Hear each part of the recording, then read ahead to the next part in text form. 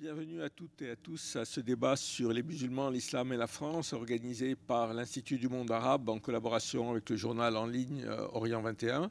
Et bienvenue à nos trois invités, qui sont Raphaël Kempf, qui est avocat et qui est auteur d'un livre qui s'appelle Ennemis d'État, qui est paru aux éditions La Fabrique, à Kautar Archi, qui est sociologue, écrivaine, et qui est aussi autrice d'un livre qui s'appelle Je n'ai qu'une langue et ce n'est pas la mienne, qui est paru chez Pauvert, et Hassina Meshaï, qui est journaliste et aussi l'autrice d'un livre avec CM Zine sur l'état d'urgence permanent. Alors, le problème de l'islam, il est quasiment un problème intérieur français depuis maintenant 30 ans. On peut le dater le début du surgissement de cette question en France, c'est l'affaire des foulards à Creil, mais depuis, à travers différents épisodes, que ce soit lié au foulard, la loi de 2004 sur l'interdiction des signes religieux à l'école, ou à des problèmes dits de terrorisme, il a sans arrêt ressurgi. Il a ressurgi encore de manière plus active, on peut dire, depuis 1 an et demi, avec le discours du président de la République sur la question du séparatisme musulman, avec la volonté de vouloir réorganiser une nouvelle fois, ce sera la énième, l'islam de France, de contrôler les imams, etc. Et aussi avec le retour de cette question terroriste avec l'assassinat de Samuel Paty. Donc tout ça fait que c'est un problème qui est à la fois au cœur du débat, mais qui suscite beaucoup de réactions très épidermiques et qui suscite aussi une demande dans un certain nombre de cercles d'ordre de nouvelles lois pour contrôler ce risque de terrorisme islamique. Et donc, la première question, elle est à Raphaël Kempf sur justement ces nouvelles lois sécuritaires qui sont adoptées. Qu'est-ce qu'elles visent? Est-ce qu'elles sont efficaces? À vous la parole. Bonjour. Alors en fait, le projet de loi sur ce qu'on appelle le séparatisme, enfin ce que le gouvernement appelle le séparatisme plutôt, c'est que finalement la dernière pierre à un édifice qui est construit depuis plusieurs décennies, pas nécessairement ciblant directement et explicitement l'islam, les musulmans et les musulmanes de ce pays, mais qui parfois au nom d'impératifs sécuritaires, comme par exemple la lutte contre le terrorisme, va avoir pour effet de cibler des personnes de confession musulmane. Et on sait par exemple que après les attentats du 13 novembre 2015, lorsque l'état d'urgence a été déclaré, il a duré 2 ans, et pendant ces 2 années-là, des milliers de personnes de confession musulmane dans notre pays ont été perquisitionnées sur la base de simples soupçons de radicalisation ou d'affiliation à un islam, disons, rigoriste. Et cela a été vécu, je pense, par ceux et celles de nos concitoyens qui ont fait les frais de ces perquisitions comme des opérations d'humiliation qui n'étaient dues qu'à leur confession. Mais ça, c'est quelque chose qui a été parfaitement documenté. Mais je voudrais plus insister sur l'aspect de droit pénal des choses, et notamment l'utilisation de ce vieux délit, qui est le délit d'association de malfaiteurs, dans sa version terroriste qui est plus récente, et qui est utilisé depuis une dizaine d'années contre les candidats présumés au djihad, ou ceux qui pourraient avoir des relations avec des personnes qui sont parties combattre, ce qui est évidemment interdit et doit faire l'objet de poursuites. Mais la manière dont la police et la justice se comportent pour faire ces opérations, pour faire ces poursuites, est tout à fait scandaleuse, en ce qu'elle cible des manifestations parfois tout à fait anodines, naturelles et normales de l'islam. Et je pense à un procès que j'ai plaidé il y a maintenant 1 mois, enfin c'est tout récent, sur une personne qui est accusée d'association de malfaiteurs terroristes sur diverses choses sur lesquelles il serait trop long de revenir ici. Mais lors de ces réquisitions, la procureure a commencé sa prise de parole en indiquant, ce qui était vrai, que mon client, avant d'être incarcéré, faisait un commerce de confiserie halal. En qualité d'auto-entrepreneur, il allait sur divers marchés puis il vendait ses bonbons. Et la procureure a commencé en disant que Monsieur X faisait commerce de bonbons halal, donc il était en mode djihad. Alors déjà, admirer la qualité du langage de cette procureure qui dit en mode ceci ou en mode cela. Je trouve ça problématique d'intervenir comme cela dans une cour de justice, mais peu importe. Mais surtout, elle propose un lien de causalité direct entre une manifestation anodine de la religion musulmane, et le commerce de bonbons halal, ça concerne des millions de personnes dans notre pays, et c'est un chiffre d'affaires qui est extrêmement important, et le fait que celui-ci serait un djihadiste. Et donc il y a ce lien qui est fait très directement, et ce lien est finalement scandaleux. Je pense que si cette procureure se permet de faire cela, c'est parce que personne n'est venu depuis 10 ans critiquer la manière dont sont jugées à la 16e chambre au tribunal de Paris les personnes qui sont accusées d'association de malfaiteurs terroristes. Personne n'est venu dire ce qu'il se passe. Il n'y a pas eu de critique politique. Il y a des travaux universitaires qui sont très bien, mais il n'y a pas de critique politique sur ces problématiques. Contrairement, par exemple, à d'autres victimes de l'antiterrorisme que sont les militants dits d'ultra-gauche ou les Kurdes. Dans ces deux cas, ces personnes font face à une police politique qui est dénoncée comme telle. Et chez les militants d'ultra-gauche, on va saisir des ouvrages, des livres. Récemment, la DGSI a saisi mon propre ouvrage en perquisition chez l'un de mes clients et des ouvrages de Jacques Vergès, comme si c'était des éléments à charge prouvant la radicalité de mon client. Chez les Kurdes, on va saisir des ouvrages d'Abdullah Öcalan ou des posters de Öcalan, comme si c'était des éléments à charge. Maintenant, chez les islamistes, ou les présumés islamistes, on va saisir des ouvrages religieux. Et récemment, j'ai un client chez qui on a saisi un vieil ouvrage d'un juriste du XIIIe siècle qui s'appelle Le Sentier des itinérants, signé Ibn Qayyim al-Jawziyya. Et à l'époque, pour plaider sa cause devant le magistrat, j'étais allé me renseigner dans l'encyclopédie de l'islam, qui est quand même un monument d'érudition, et qui nous indiquait que ce livre était un chef-d'œuvre de la littérature mystique dans le hanbalisme. Alors à l'époque, le juge n'avait strictement rien voulu entendre, et s'était fié à l'interprétation de la DGSI, qui consistait à dire cet individu a cet ouvrage est également lu par d'autres personnes accusées de terrorisme, donc cette personne est un terroriste, ce qui est, selon moi, à strictement parler, un sophisme. Mais c'est sur la base de ce type de sophisme qu'on va, du côté de la justice et d'une police qui est une police politique, sanctionner, cibler et lire, interpréter des manifestations anodines de l'appartenance à la confession musulmane comme des éléments à charge et comme le début, comme le fait que ces personnes sont quasiment ou en voie de devenir des terroristes. Il y avait eu toute cette idée des signaux faibles de radicalisation. C'était de se laisser pousser la barbe ou de manger halal, etc. etc. Hassina, à partir de ce que dit Raphaël, est-ce que comment cette politique se traduit concrètement pour les populations dites musulmanes? J'aimerais déjà rebondir sur ce que vous avez dit, Monsieur Grech, en préambule. Vous avez daté le problème de l'islam à l'affaire de Creil, les foulards en 89, et vous avez lié l'islam, enfin dans l'imaginaire français, islam et terrorisme. Moi, je vous dirais que ça date peut-être d'avant, 40-50 ans, et qu'on lie l'islam plutôt qu'au terrorisme, à la peur. Donc, en venant ici, j'ai essayé de réfléchir à comment ça s'est manifesté à travers le temps, l'histoire. Et je me suis rendu compte que dès les années 70, l'arabo-musulman était déjà appréhendé sous la focale du danger sexuel, notamment pour les femmes françaises. Ensuite, dans les années 80, on a eu l'arabo-musulman qui vient prendre le travail des Français. Ensuite, 90-2000, on a eu la question de l'insécurité.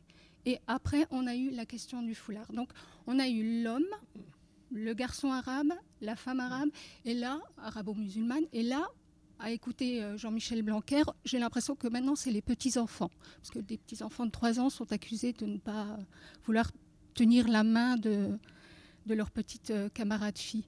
Et pour revenir à ce qu'a dit Maître Kampf, je retrouve absolument les témoignages que j'ai pu recueillir pour le livre. Et un simple exemple, simplement pour personnifier et incarner ça, un homme qui a été perquisitionné, qui était restaurateur, qui était chef d'entreprise, qui avait un restaurant près d'une préfecture, et on l'a accusé d'avoir organisé dans son restaurant des réunions de djihadistes. Ce qui est très, très amusant, c'est que le restaurant avait de grandes baies vitrées et que les soldats de sentinelle venaient déjeuner dans son restaurant. Donc là, il y a un petit souci.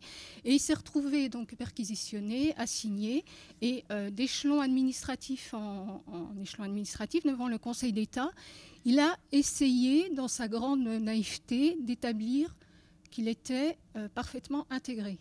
Donc, il a produit les cassettes vidéo de ses enfants, les cassettes Walt Disney. Enfin, c'est vraiment absurde. Hein.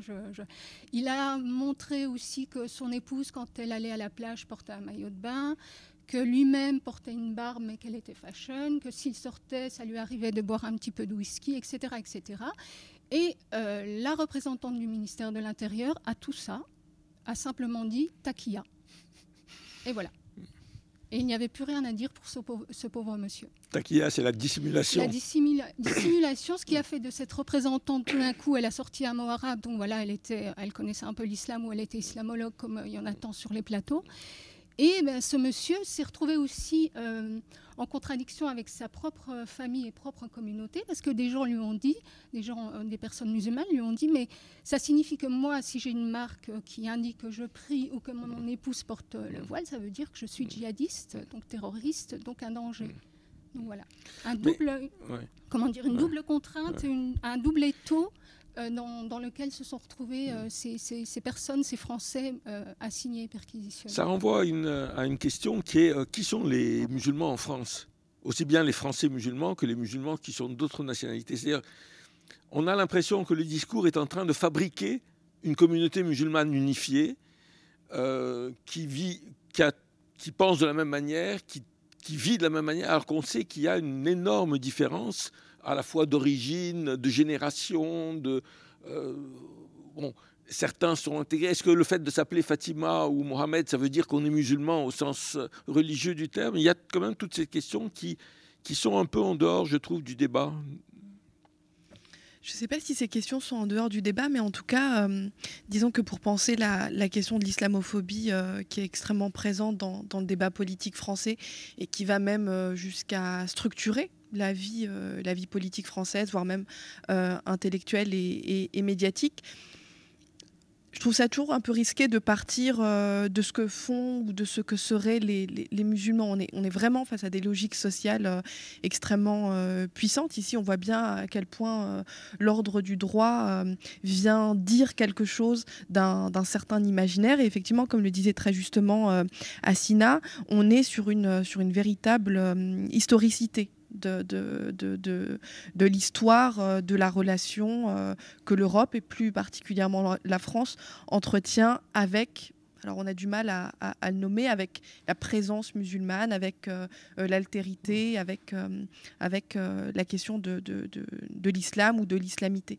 Il me semble qu'il y a vraiment quelque chose qui se joue de très frappant au niveau de la question de la visibilité. Souvent, c'est quelque chose sur lequel on revient quand on adopte une démarche, on pourrait dire, socio-historique de cette question, en essayant de comprendre quelle était la situation coloniale, comment en situation coloniale la laïcité et la laïcisation des sociétés placées sous domination coloniale a œuvré à fabriquer une certaine représentation de ces populations-là. Déjà à l'époque, la question par exemple des rapports hommes-femmes était extrêmement présente. Ça a été un discours de légitimation de l'entreprise coloniale d'expliquer que finalement ce sont des hommes barbares qui soumettent des femmes que l'on pourrait rallier à l'entreprise impérialiste et que donc il faudrait les sauver. Et c'est quelque chose qu'on retrouve assez régulièrement. Il me semble que dans le discours, par exemple, régulièrement développé par Marlène Schiappa, on retrouve cette idée selon laquelle il faudrait sauver les bonnes âmes musulmanes qui sont entre les mains des mauvais musulmans ou des mauvaises organisations musulmanes, voire islamistes. Il y a un élément qui me semble d'autant plus central et ça me semble caractériser le tournant dont on continue aujourd'hui à vivre encore les effets, qui serait le tournant des années 2000, 2002, 2003. On arrive après petit à petit vers 2004 et vers la question du foulard qui est rejoué à nouveau. C'est ce qu'on appelle la nouvelle laïcité. C'est comment à un moment donné, il y a tout un corpus définitionnel, juridique, imaginaire qui va être réétudié dans l'idée de développer ce que dénonçait précédemment Hassina, c'est-à-dire que si jusqu'à présent la question de la laïcité avait vocation à focaliser sur l'État et sur ce que fait l'État et sur la manière dont l'État est capable ou pas de se montrer neutre vis-à-vis des différentes populations auxquelles il a affaire, progressivement, on avance vers une tentative qui est de plus en plus réussie, il me semble, de neutralisation des individus.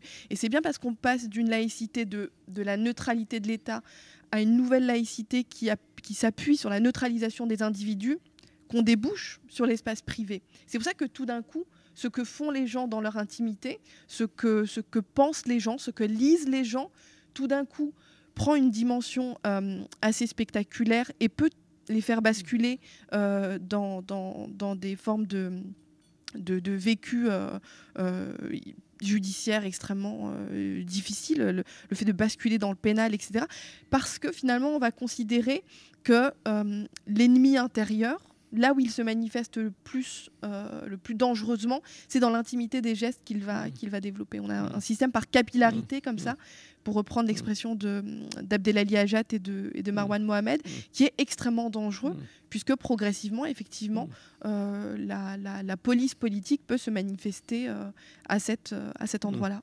Le plus étonnant, je trouve, c'est que dans cette mise en avant de la laïcité, il y a une transformation de ce qu'a été réellement la laïcité en France. C'est-à-dire, quand il y a eu le débat à propos de ça, on a ressorti à juste titre le discours de Jules Ferry aux instituteurs qui dit « Si vous devez dire une chose qui risque de choquer un de vos élèves, ne la dites, ou un parent de vos élèves, ne la dites pas. » C'est-à-dire, à l'époque, ça veut dire une partie importante des élèves étaient catholiques, faisaient la première communion.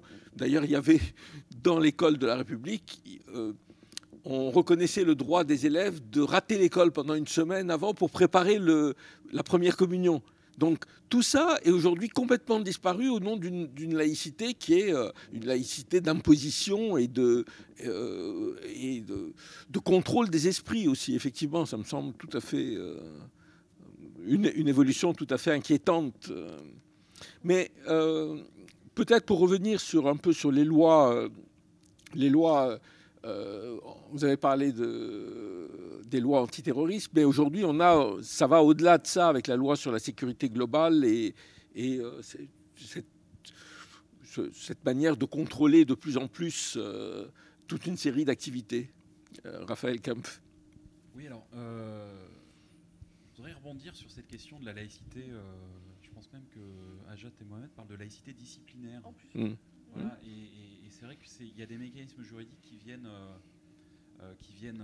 imposer cette laïcité. Mais avant cela, j'aimerais me poser une question. À vrai dire, je n'ai pas la réponse à cette question, mais d'un point de vue politique, est-ce qu'il faut se battre pour une autre interprétation de la laïcité contre ceux qui en font une interprétation disciplinaire? Faut-il se battre pour une autre interprétation de ce qu'ils appellent les valeurs et traditions de la République au nom d'une autre tradition de la République? J'aurai des exemples sur ces deux points-là.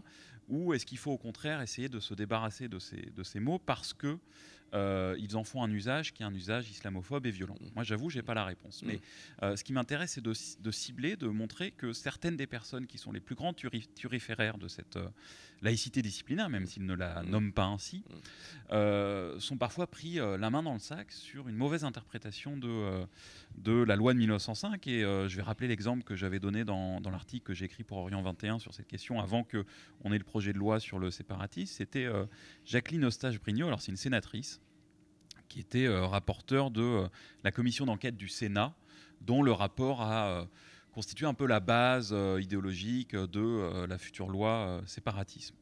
Et en fait, il y a quelques années, cette femme était maire d'une petite ville qui s'appelle toujours d'ailleurs Saint-Gratien dans le Val d'Oise, et elle a été condamnée par la justice administrative, en l'occurrence le Conseil d'État, pour avoir violé la loi de 1905, pour ne pas avoir respecté la liberté de culte, qui est une liberté fondamentale qui découle de la loi de 1905, à l'égard de certains d'une association musulmane qui demandait à accéder à une salle quelques heures par semaine pour le ramadan.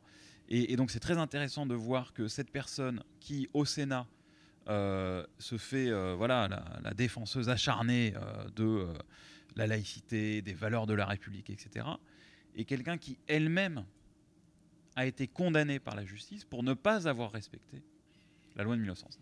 Et je pense que si on pourrait faire des recherches et multiplier les exemples de cette nature, c'est-à-dire qu'en fait, ceux qui prétendent parler au nom de la République, au nom des valeurs de la République, en fait, je pense que pour un certain nombre d'aspects, soit ne les connaissent pas, soit en sont les fossoyeurs. Il faut rappeler que la droite, historiquement, la droite, jusque dans les années 60-70, était hostile à certaines interprétations qu'elle trouvait trop rigides de la laïcité au nom de la défense du catholicisme.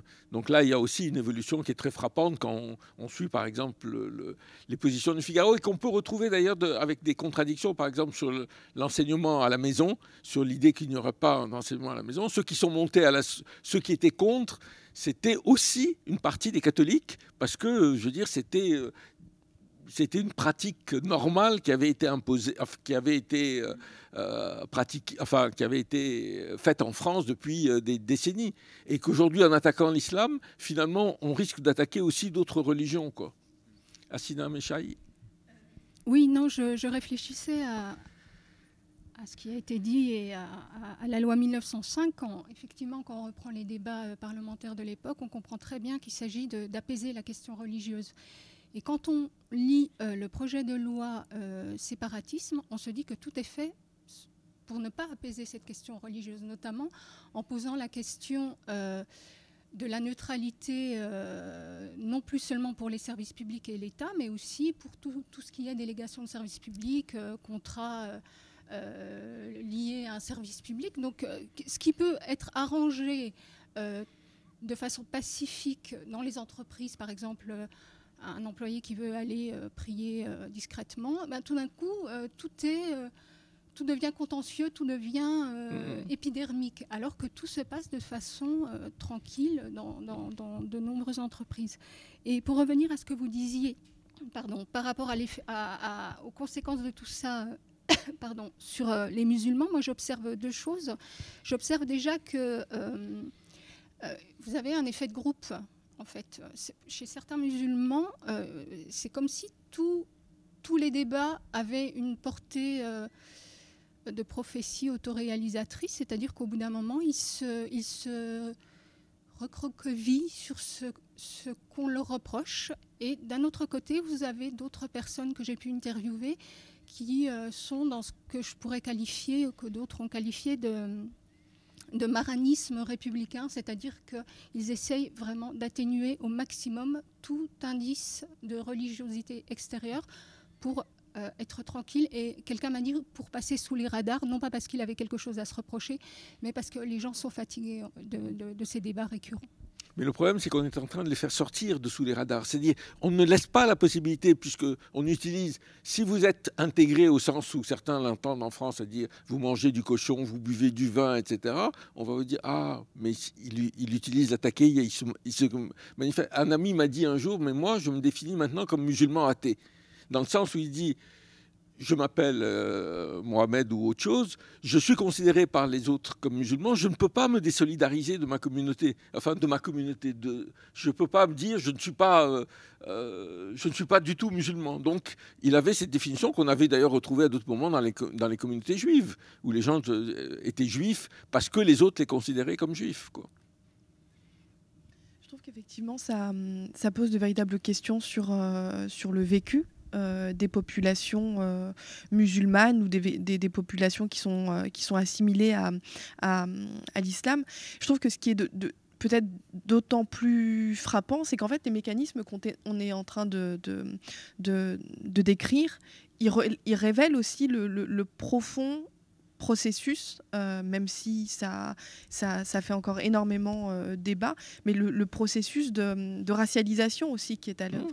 C'est-à-dire qu'il y a aussi à un moment donné la considération que tout élément d'islamité vous fait immédiatement basculer selon un principe d'appartenance totale et absolue et immuable à une communauté parfaitement homogène, parfaitement dangereuse et dont il faudrait absolument maîtriser les frontières pour pouvoir neutraliser le danger que cela représente. C'est pour ça que le terme d'islamophobie, il a cette vocation. Il a vocation à dire qu'on est face à une construction sociale et politique très ancienne, mais dont les formes d'actualisation sont d'autant plus virulentes qu'il y a aussi des formes, il me semble, d'organisation de mutualisation des savoirs, des ressources,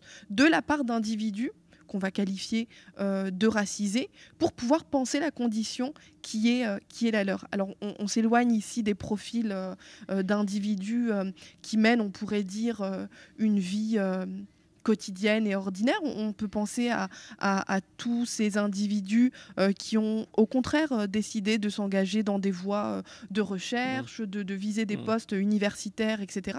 Et c'est assez intéressant de voir à quel point il y a une sorte de traque, de chasse qui est organisée, qui est assez semblable à ce qu'on a pu vivre en observant les expériences vécues par les femmes voilées.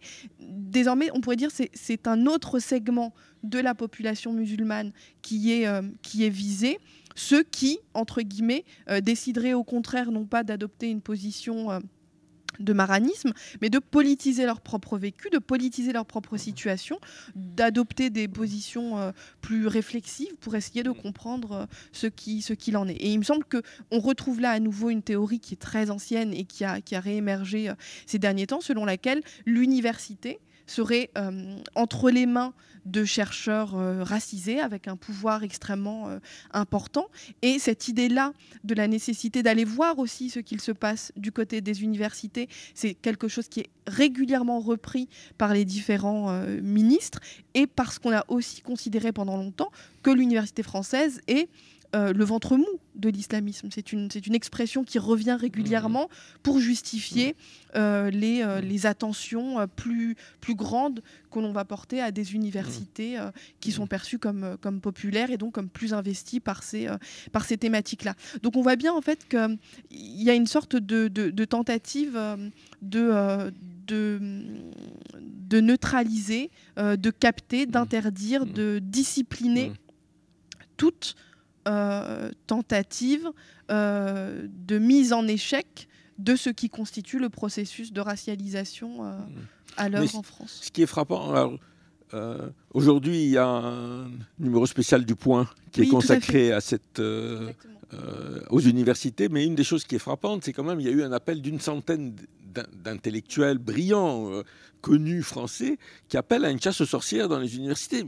Je n'ai pas de souvenir d'un acte aussi grave fait dans dire il faut que l'État aille voir qu'est-ce qui se passe dans les universités, il faut que l'État aille voir ce que les enseignants disent à leurs étudiants, etc. C'est quand même une dérive qui me semble quand même inquiétante. Raphaël ? Oui, alors effectivement, cette offensive, moi je la constate, elle vient de différents points, je la constate depuis plusieurs années. Elle vient de la LICRA, elle vient du ministre Jean-Michel Blanquer, elle vient de certains députés de droite qui s'attaquent effectivement à ce qu'ils vont appeler des dérives idéologiques de l'université française, ou dans des dossiers que j'ai à traiter, ils s'attaquent au fait qu'un syndicat comme le syndicat Sud Éducation de Seine-Saint-Denis a organisé des journées de formation, parmi lesquelles il y avait des ateliers qui étaient en non-mixité raciale, ce qui voulait dire que les personnes qui se considéraient elles-mêmes comme racisées pouvaient participer à l'atelier, mais personne n'était interdit d'y participer. À partir du moment où on se considérait comme tel, on pouvait y participer. Et à l'époque, ce syndicat avait été voué aux gémonies par Jean-Michel Blanquer et par la LICRA, qui avait déposé des plaintes contre ce syndicat, également par la suite par le rectorat de Créteil. Et tout cela avait été fait au nom des valeurs de la République. Et ce qui est extrêmement intéressant, c'est que tous ces gens-là n'ont à la bouche que le terme de valeurs républicaines, de tradition républicaine, mais ils sont souvent incapables d'en définir le sens. Mais même d'un strict point de vue, là je ne parle même pas en tant que... Je ne suis pas historien ou politiste, mais je parle en tant que juriste. C'est-à-dire d'un strict point de vue juridique, lorsque nous demandons à ces gens de nous dire quelle est la signification des valeurs républicaines, eh bien ils en sont juridiquement incapables, parce qu'en fait il n'y a pas de texte qui punit telle ou telle chose. Et d'ailleurs, nous avons gagné contre Blanquer, contre la LICRA, contre le rectorat de Créteil, et le syndicat fait toujours à l'heure actuelle l'objet de poursuites de la part de députés, qui sont les mêmes députés que ceux qui ont demandé l'ouverture d'une commission d'enquête sur les dérives idéologiques de l'université française. Donc voilà, il y a une offensive qui est tout à fait généralisée au vu, sur la base d'une vision un peu fantasmée de ce qu'ils appellent la République. Je t'interromps, pour un souvenir, c'est-à-dire moi j'ai fait dans cette université à côté mai 68, à une époque où les universités étaient ultra politisées, où il y avait des attaques contre les universités, mais je n'ai pas de souvenir qu'il y ait eu des gens qui aient demandé une commission d'enquête sur les universités à l'époque. Et je pense qu'il y a effectivement le fait que la comparaison que tu faisais entre l'ultra-gauche et l'islamisme radical me semble intéressante. C'est-à-dire, quand même, les attaques contre l'ultra-gauche suscitent des mobilisations, alors que les attaques contre l'islamisme, enfin, la forme des attaques contre l'islam et les musulmans, suscite assez peu de réactions en dehors des cercles directement concernés. Et ça, c'est inquiétant, parce que effectivement, c'est une confirmation d'une forme de séparatisme, et de séparatisme de ceux qui dirigent. C'est eux qui voient les musulmans comme en dehors de la société. C'est extrêmement frappant. Donc il y a une vision autoritaire de la République, de la laïcité, de la liberté d'expression aussi. C'est-à-dire que moi, j'ai le sentiment qu'on assiste à l'émergence d'une liberté d'expression à deux vitesses. C'est-à-dire que la liberté d'expression a fait l'objet de grands discours qui apparaissaient légitimes d'ailleurs au moment du procès Charlie Hebdo, au moment de l'assassinat de Samuel Paty. Mais on a l'impression que cette liberté d'expression n'était pas réservée à tout le monde. Et immédiatement après l'assassinat de Samuel Paty, quelques jours après, ou non, je crois qu'il y avait les vacances entre-temps, puis ensuite il y a eu la rentrée scolaire, il y a des écoliers dans toute la France qui ont fait l'objet de perquisitions, d'arrestations. Ils ont été privés de liberté. Alors, techniquement, ce n'est pas des gardes à vue, parce que des mineurs de cet âge-là, on ne peut pas les mettre en garde à vue. Mais on les a perquisitionnés, on a interrogé leurs parents, on les a interrogés eux, parce qu'en classe, ils avaient pu tenir des propos qui apparaissaient aux yeux des professeurs, puis ensuite il y a une machine administrative qui se met en place, du parquet, de la police, etc., comme des propos considérés comme des apologies du terrorisme, parce que certains enfants avaient dit, par exemple, si Samuel Paty n'avait pas montré ses caricatures, il n'aurait pas été assassiné. Je ne suis pas là pour commenter le détail de ces propos-là, mais moi je suis très frappé de voir qu'on demande aux professeurs dans tout le pays de faire des cours sur la liberté d'expression. Et la liberté d'expression, juridiquement, ça vaut pour toutes les idées, même celles qui choquent ou qui peuvent heurter. Et je pense que c'est capital de le rappeler. Et on dit, voilà, on dit aux élèves, la liberté d'expression, c'est capital dans notre pays. Un professeur a été tué parce qu'il a fait usage de cette liberté. Mais quand ces mêmes élèves vont exprimer, ces écoliers, ils ont 10, 12, 13 ans, vont exprimer leurs doutes, leurs questionnements, etc., parfois de manière un peu provocatrice, je ne sais pas, eh bien, on va les arrêter, les placer en garde à vue, etc. Comment ces enfants, et leurs parents aussi, leurs proches, peuvent-ils comprendre ce qu'est la liberté d'expression si, pour des mots, eux sont placés en garde à vue, sont interpellés. Donc moi, je vois un peu l'émergence de cette liberté d'expression à deux vitesses où il y a une vision autoritaire. La liberté d'expression, de la République, de la laïcité, etc. Assina ? Oui, j'aimerais retourner un peu les choses et interroger le mot islam et musulman comme signifiant vide et me dire qu'est-ce que cette société française qui est si fragile qu'elle a peur d'éléments plutôt minoritaires dans les universités,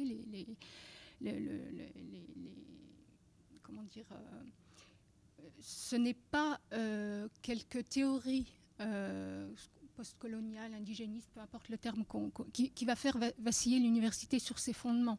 Donc je me dis, quelle fragilité ça traduit ? Voilà, c'est ma première question. Ensuite, moi, ce que j'observe par rapport à ce que disait Maître Kampf sur ces fameuses valeurs de la République dont on ignore absolument qui a une définition de ces valeurs. Moi, en tant que juriste de formation, je m'en tiens à la Constitution. Article 1, alinéa 1 de la Constitution de 58, la France est une république indivisible, laïque, démocratique et sociale. Et j'ai l'impression qu'on a une espèce de scission qui se fait au sein de la France entre ceux qui n'ont lu que la première partie de cet alinéa, donc indivisible et laïque, donc l'indivisibilité avec ces avatars d'universalité, etc., la laïcité avec cette néo-laïcité dont parlait Kautar, et ceux qui voient les seconds points, c'est-à-dire démocratique et social. Et là, on oublie tout un pan de la société française parce qu'on est quand même dans une situation économique qui est dramatique, voire catastrophique. On ne sait pas encore quelles sont les conséquences de cette épidémie. Et on s'arc-boute sur la première partie de cette Constitution. Il est assez frappant d'ailleurs que, alors que dans son discours, le président de la République, où il parlait du séparatisme, avait évoqué la question du séparatisme social, c'est-à-dire le fait qu'il y a effectivement des ghettos en France. Mais les ghettos, ils n'ont pas été créés par les musulmans, ils ont été créés par les gens qui les ont parqués là-bas, et par le chômage. Et bon, voilà. cette partie du discours, elle a disparu de la loi. Alors on nous dit c'est parce que la loi sur le... Comment elle s'appelle maintenant? Je ne sais plus, sur le renforcement de la cohésion, ne peut pas tout aborder. Mais en fait, on sait très bien aussi que c'est la question principale. C'est-à-dire qu'il y a il y a effectivement ce que la droite appelle les quartiers perdus de la République. Ils ne sont pas perdus parce que il y a les islamistes qui en ont pris le contrôle. Ils sont perdus parce que la République les a abandonnés, parce que les services sociaux, les services de l'État, etc. C'est ça la question principale. Et elle ne vient pas du tout quand on parle du débat sur l'islam, les musulmans. Effectivement, quand on relit le discours du 2 octobre au Murau d'Emmanuel Macron, vous avez tout un pan sur ces quartiers. Il a une expression, il faut remettre la République en bas de chaque immeuble, et ça disparaît totalement du projet de loi séparatisme. Mais l'argument selon lequel on ne peut pas tout dire dans une loi ou tout prévoir, pardon, mais on a prévu des choses totalement ridicules dans cette loi. On a prévu les certificats de virginité, on a... les mariages forcés, alors que c'était déjà prévu, l'interdiction, la pénalisation était déjà prévue ailleurs. Donc je ne sais pas si cet argument tient réellement.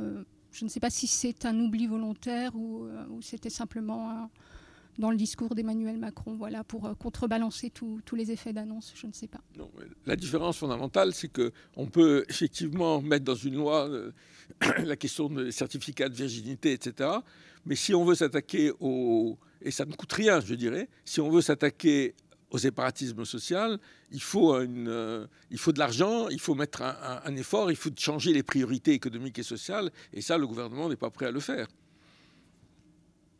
Il me semble qu'il y a même des tentatives récurrentes et qui sont de plus en plus fortes ces derniers temps de séparer la question sociale de la question minoritaire, en développant notamment l'argument selon lequel les minorités agissantes, comme il les nomme, seraient celles qui fractureraient la cohésion sociale, avec l'idée que finalement, si aujourd'hui il n'y a pas de classe ouvrière puissante, capable de faire son travail révolutionnaire, c'est parce qu'elle est de l'intérieur fracturée, divisée par des personnes qui seraient obsédées par la race, si on reprend l'expression qui a été utilisée à l'époque. Donc il me semble qu'il y a vraiment quelque chose en fait qui se met en place, qui est une frontière extrêmement mouvante, extrêmement fluctuante au gré des contextes et de l'actualité, pour séparer très clairement ce qui relève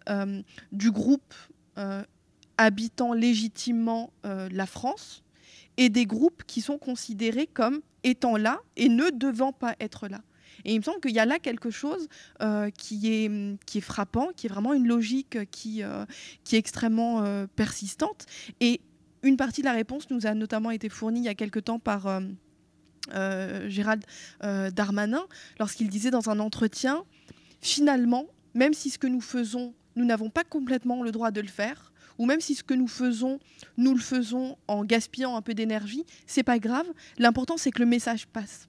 Cette expression du message à passer, ça me semble extrêmement important à souligner. C'est-à-dire que le message, il est destiné à une certaine partie de la population. Il faut se rappeler aussi de Marlène Schiappa, qui est quelqu'un qui parle beaucoup et qui du coup nous dit beaucoup de choses sur la manière dont elle pense et sur la manière dont elle se figure le réel. Quand on lui dit par exemple mais vous n'avez pas l'impression que cette loi elle vise les musulmans, elle vous dit non.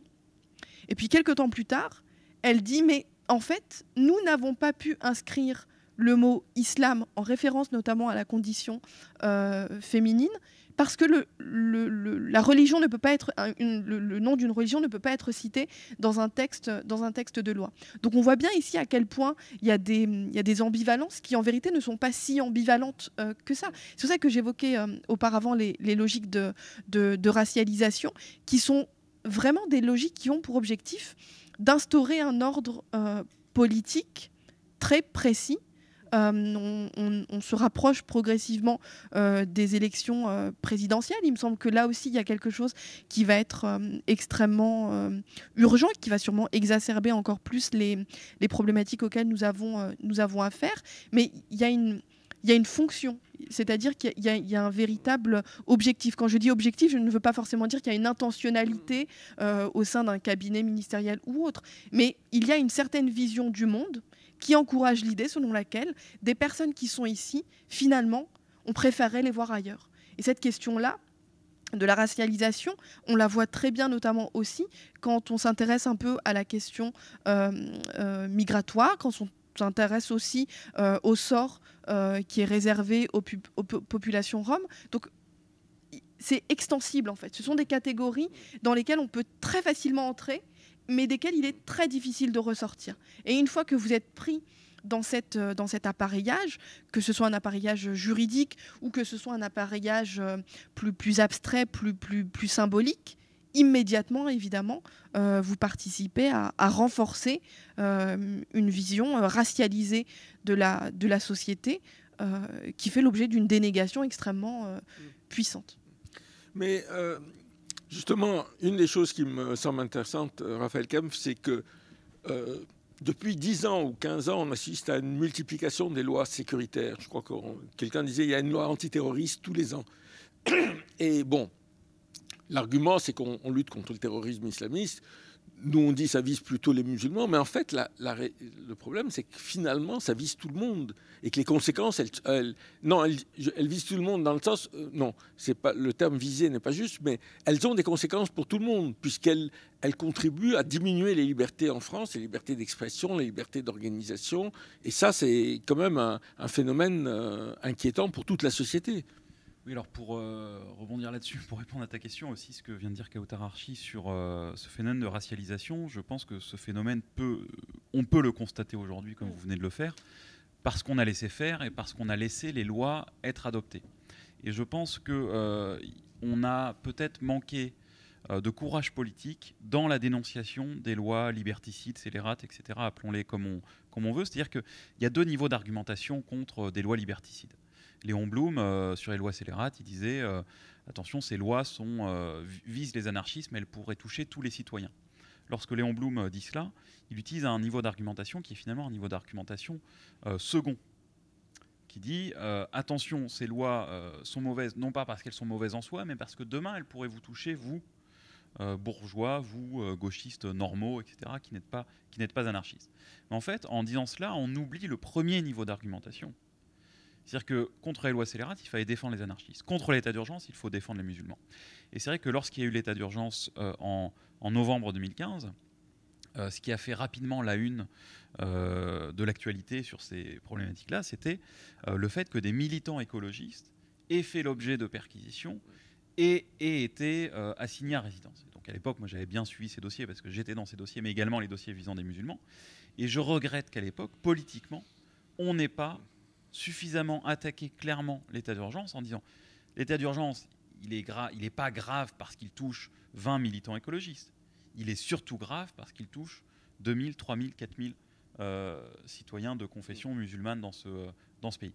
Donc je pense que c'est peut-être une des raisons pour lesquelles il y a eu tellement de laisser-faire qu'aujourd'hui on assiste à ce phénomène qui vient d'être décrit par Kawthar Archi, qui est légalement autorisé, qui a une espèce de structure juridique, en fait, qu'il faudrait décrire de façon plus fine et précise, même si ces lois-là ne se revendiquent pas comme étant des lois anti-musulmans, islamophobes, et souvent prennent soin d'éviter de désigner, d'utiliser le terme de musulman ou d'islam, mais on sait que ce sont des lois qui visent ce type de situation, et c'est vrai qu'il y en a plein qui...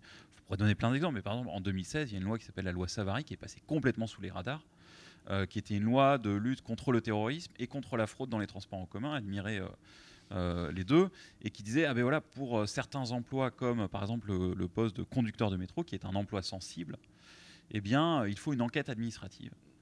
Et donc des musulmans qui étaient considérés comme trop, je ne sais quoi d'ailleurs, radicalisés, j'aime pas ces termes-là, mais c'est ceux qui sont employés, font l'objet d'enquêtes de police auxquelles nous n'avons pas accès.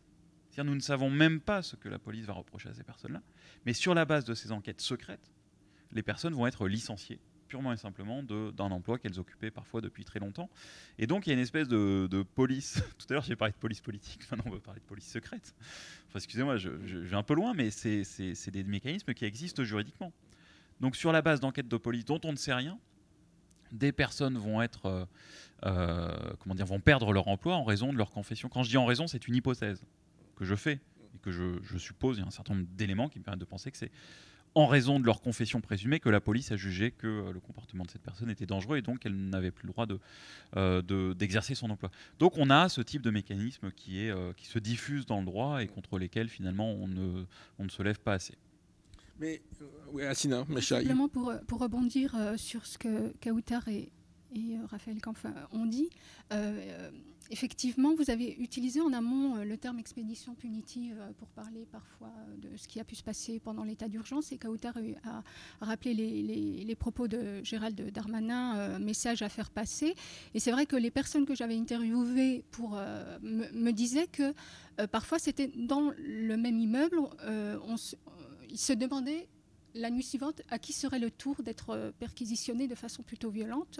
Et ça a été ressenti par les gens, effectivement, comme des opérations de punition, tout simplement. Et comment dire, quand on regarde les chiffres, on se rend compte qu'il y a eu plus de 4000 perquisitions et que en bout de course, c'est 23, je crois, ouvertures d'enquête, ce qui est rien du tout, c'est infinitésimal. Et là, ça interroge quand même, parce que si l'état d'urgence a été plutôt silencieux et indolore pour la majeure partie de la population qui n'a vu que des soldats sentinelles dans la rue, pour une autre partie de la population, ça a été des traumatismes, ça a été des divorces, des gens qui étaient malades qui ont replongé dans leur maladie, des gens qui ont perdu leur travail, des vies ruinées. Et ça n'est pas paru beaucoup dans la presse. Enfin, c'est l'impression que j'ai eue.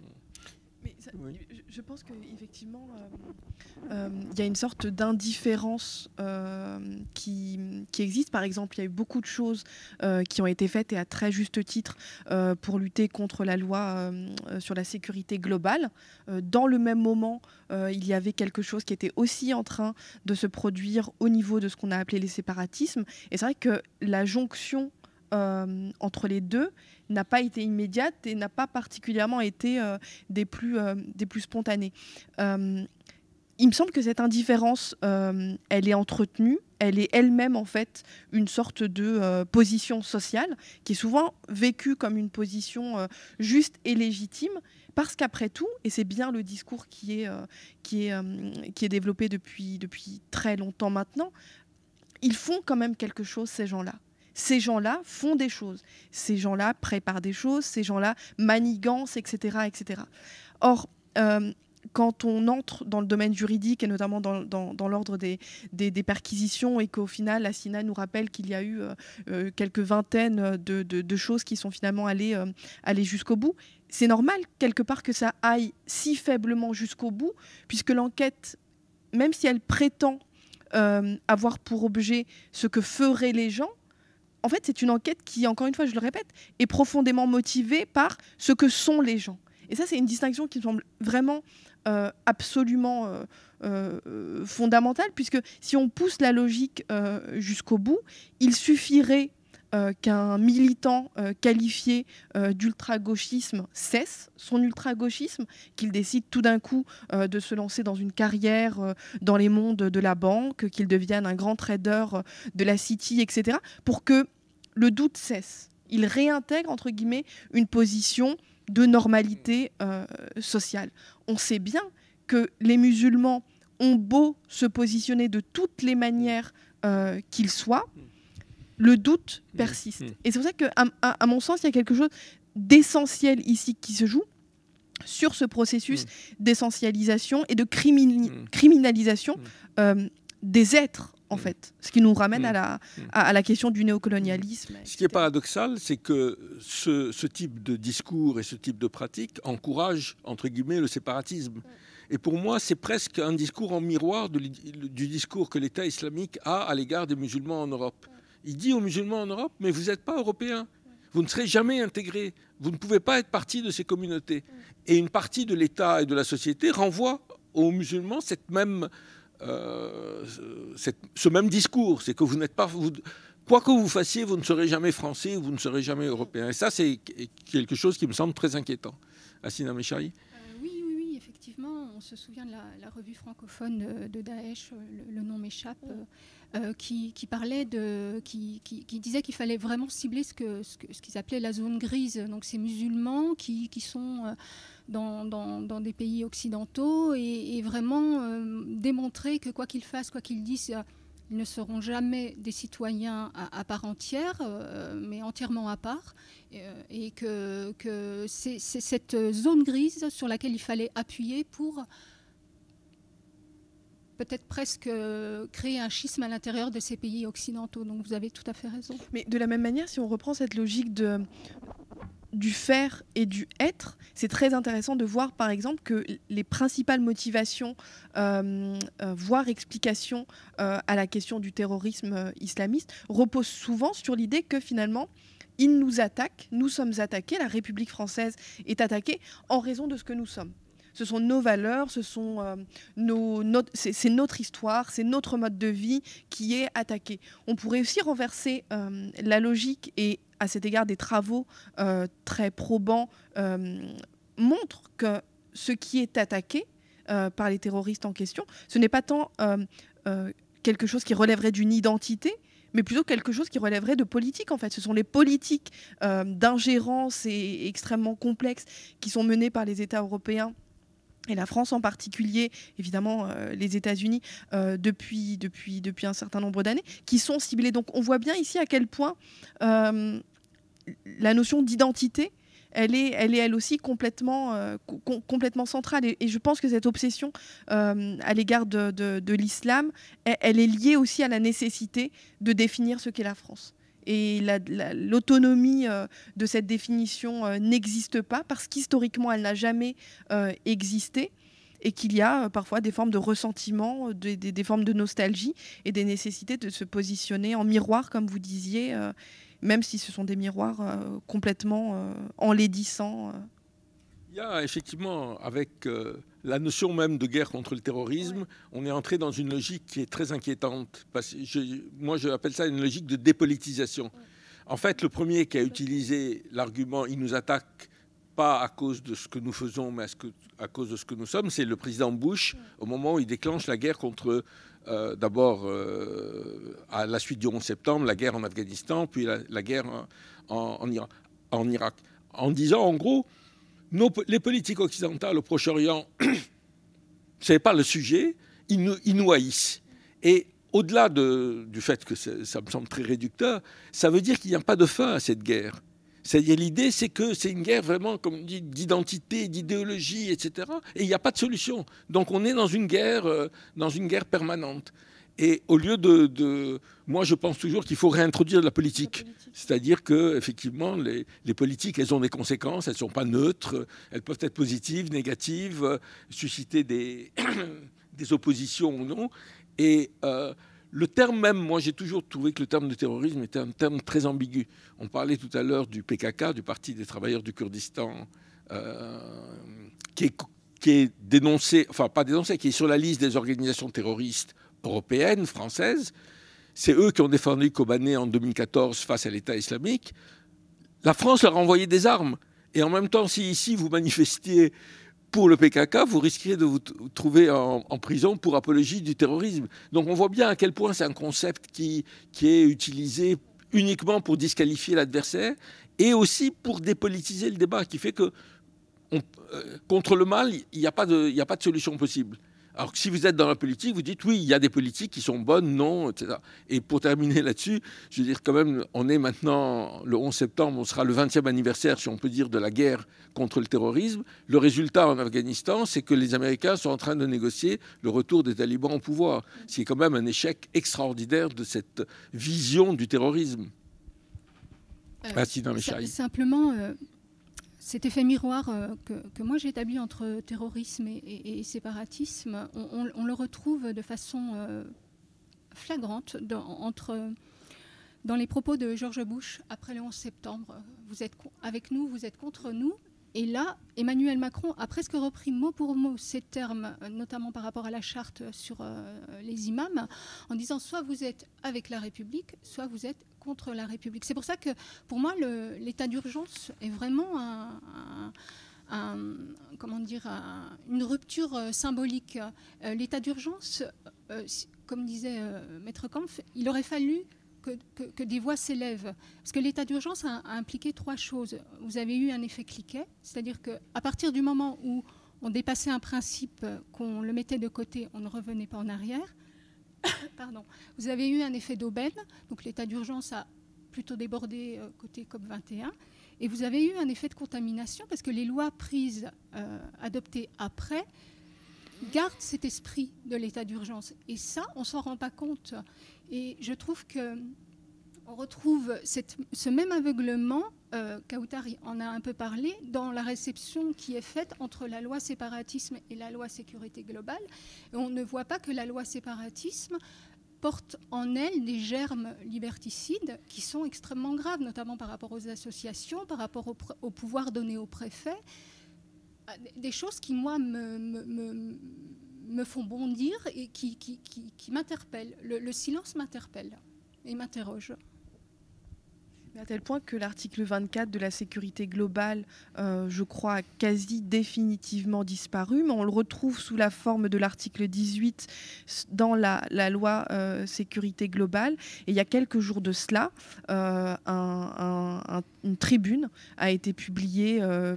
Il me semble que, je ne voudrais pas dire d'erreur, mais qui portait sur cette question-là.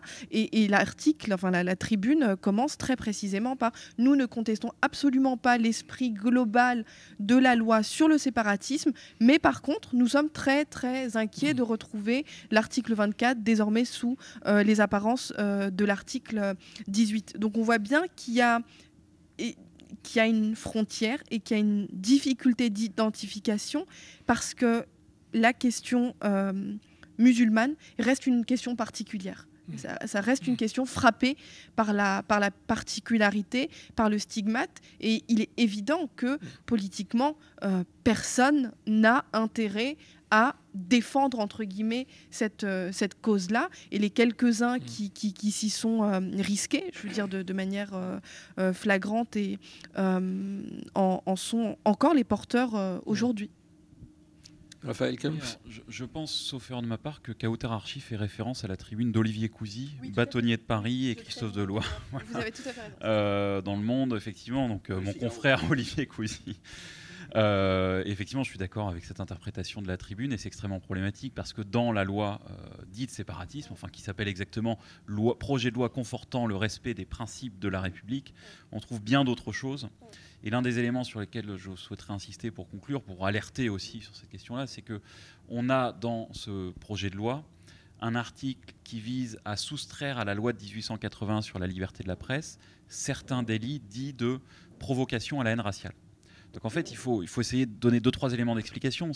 L'idée, c'est de juger en comparution immédiate, juste après les faits, donc avec un risque de détention qui est considérable, des personnes qui auraient tenu des propos considérés comme racistes, antisémites, etc., sur les réseaux sociaux, et les envoyer en prison immédiatement.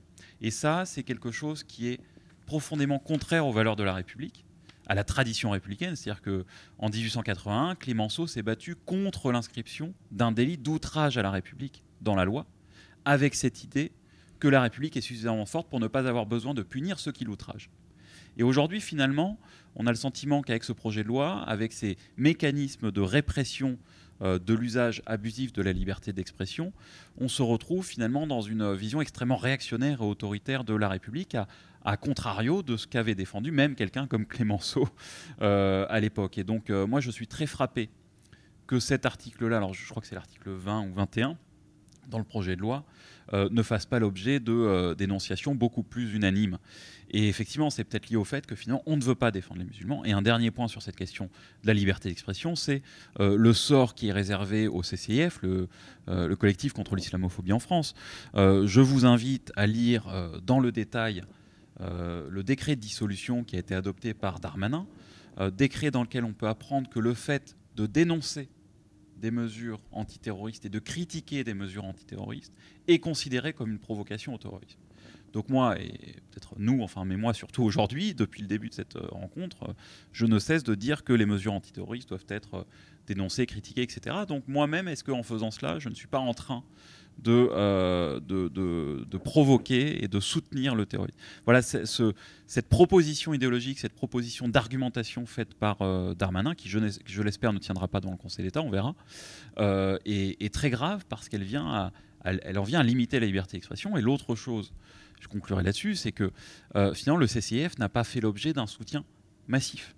Lorsque M. Darmanin, au lendemain de l'assassinat de Samuel Paty, a annoncé qu'il envisageait à l'avenir de dissoudre le CCIF, nous n'avons été que quelques-uns à signer une tribune de soutien.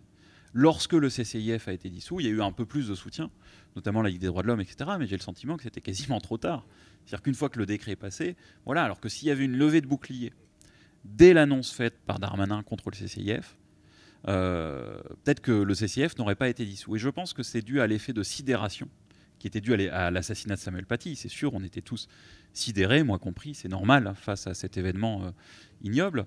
Mais je pense que malheureusement, c'est précisément dans ces moments-là, ces moments graves de sidération, etc., qu'il faut rester le plus attaché aux libertés fondamentales et les défendre en toutes circonstances. Mais au-delà de ça, il y a le problème de la gauche avec l'islam. C'est pas seulement l'effet de sidération, c'est que depuis que a surgi, c'est ce qui fait pas la différence. J'étais d'accord avec ce que vous aviez dit au début à Sina Mechal, c'est-à-dire la continuité, c'est-à-dire que ça n'a pas surgi avec Creil, mais avec Creil, on a transformé ce qui était une question raciale, coloniale, etc., en une question religieuse, musulmane. Et le résultat, en partie, ça a été que ça a paralysé une partie de la gauche. Et qu'aujourd'hui, il y a une partie de la gauche qui est, non seulement ne se mobilise pas, mais qui soutient un certain nombre de ces lois et de ces mesures antidémocratiques. Donc il y a quand même quelque chose, bon ici on n'a pas le temps, on arrive au terme du débat, mais je crois que c'est important à souligner. Effectivement, il n'y a pas eu la mobilisation qu'on aurait pu penser si on avait dissous une organisation d'extrême gauche ou si... voilà. Peut-être on arrive un peu au terme du débat. Peut-être je vais vous donner à chacun la parole pendant 2 minutes.